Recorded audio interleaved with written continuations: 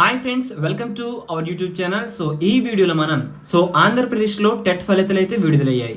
కానీ అభ్యర్థులు కూడా చాలా మంది ఆందోళనకు గురవుతున్నారు. ఎందుకంటే రిజల్ట్ ఓపెన్ చేస్తున్నారు కానీ అక్కడ రిజల్ట్ అనేది invalid candidate ID, invalid date of birth అని ఈ విధంగా చూపిస్తుంది. అయితే మనకి ఇక్కడ వీడియోలో క్లియర్ అండ్ కట్గా తెలుసుకుందాం. ప్రతి ఒక్కరు కూడా వీడియోని లైక్ చేయండి. టెట్ డిఎస్సి అప్డేట్స్ కొరకు మన ఛానల్ సబ్స్క్రైబ్ చేసుకోండి. వీడియో డిస్క్రిప్షన్లో టెలిగ్రామ్ గ్రూప్ లింక్ అయితే ఇచ్చాను, ఆ యొక్క గ్రూప్లో జాయిన్ అవ్వండి. అయితే ఇక్కడ మనకి ఇందాక 12:30, 1:30 ఆ సమయంలో ఏపీ టెట్ 2024 ఫలితాలు అయితే విడుదలయ్యాయి.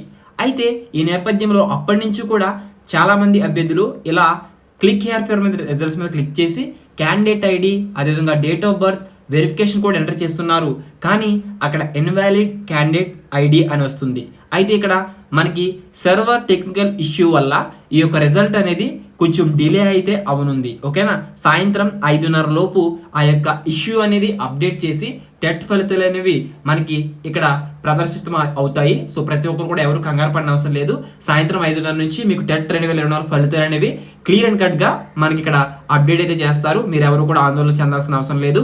ఎందుకంటే చాలా మంది అనేక రకాల కామెంట్స్ చేస్తున్నారు, అనేక మంది మెసేజ్ అయితే పెడుతున్నారు.